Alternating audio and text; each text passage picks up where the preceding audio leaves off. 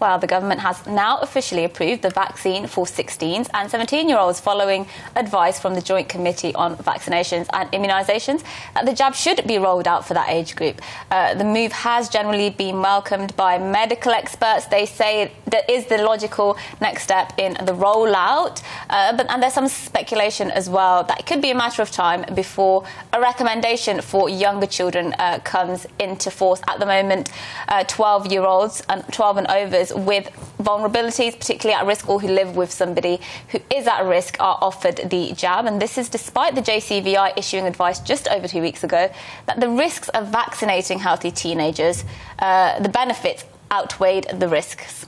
Well, the Health Secretary said he wants to start vaccinations to start as soon as possible. And it's been reported this morning that hundreds of vaccinators are expected to enter schools next month to begin the rollout. Delighted to say we're joined by Dr. Ross Jones this morning. Good morning to you, Dr. Jones.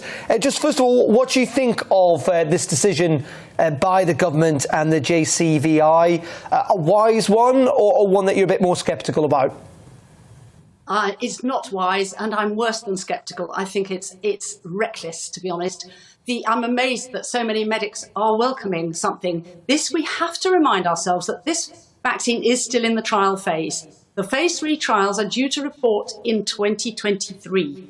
Now, for people and safety is always a relative concept. If you're in your 70s and you're at significant risk of COVID, then a small risk of side effects is well worth having.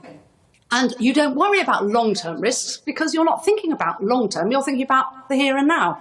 But if you're a 16-year-old, the JCVI, in their guidance, as you've just pointed out, is only 2.5 weeks ago, said that the rare but serious side effects outweighed any potential benefit. And the reason for that is that children have a very efficient immune system, and they are therefore very good at clearing COVID. They get minimally ill, sometimes no symptoms at all, and also they have an immune system which overreacts to vaccines. But Dr. Jones, I mean, but let's be frank about this. I mean, the younger you are. Yeah, but at the same time, I mean, the FDA in the US is about to fully approve the Pfizer vaccine, I think, within a matter of weeks. They're vaccinating over 12s, as of France, Canada, Ireland. The list is endless.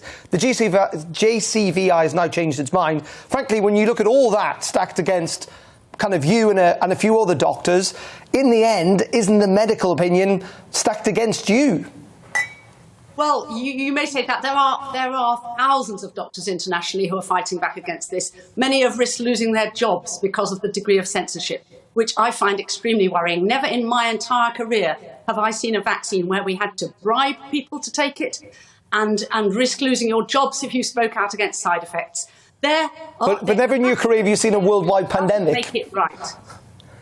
So, I mean, these are extraordinary times. You've also never lived through a worldwide pandemic either. Oh, I have actually. I was around at the Asian flu and the Hong Kong flu. I go back several decades. But also, I would say that what's been so thankfully wonderful about this, and it's been clear right from the start, is children are not affected. Children die of flu, but the deaths from COVID have been absolutely minute. And all the children who are affected can be vaccinated. The ones who are at high risk, as set out by the JCVI 2 weeks ago, should be offered vaccination. That's not at all the same as saying that we would roll it out to everybody.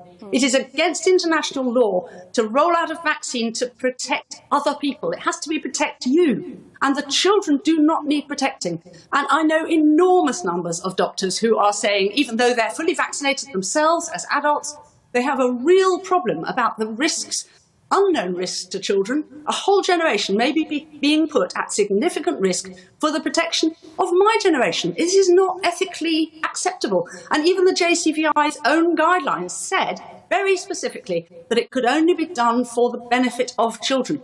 And yet now they're talking about modelling and suggesting it might be for the benefit of the population. They're also talking about it being for reducing disruption to education. But if you look at the disruption, we were talking earlier about travel. It's not the children who are ill in school with COVID that are disrupting the education. It's the fact that one child tests positive and they send out home 30 classmates or maybe 150 year group mates. And if they stopped that, then the disruption would end. And most of these children, at least half of them, it's been whizzing around schools for 18 months now. loads of them will have already had COVID, and those who haven't, it's probably because their own innate immunity is so good that they're not at risk. So the risk to children ongoing from COVID is very, very small. And the risk for the vaccine is higher. And if you look on the CDC, you mentioned the FDA, on the CDC's own website, they have a risk of myocarditis from the second dose of Pfizer as 1 in 15,000. Now, that is not trivial. This is a major side effect. It's not a sore arm and a fever. So if I was a parent or a teenager, I would just say, don't do this. Just wait. It's safer to wait for the full data to come in, which will be in 2 years' time, by which time we will see that this pandemic, like all the other pandemics that we've mentioned, tend to peter out over time. And if we leave well alone and vaccinate all the vulnerable, and in fact we're vaccinating a lot of young adults too, I think we'll find, if we just pause, first do no harm is the most important tenet of medical practice, and we are risking doing positive harm to children by this move. Well, Dr. Ros Jones, it's been great to get your views, retired paediatrician there. It's good to hear alternative views sometimes, because it does, you know, what Grant Shapps said there, well, the JCVI say so I'm going to do it. I'm not just going to, you know, blindly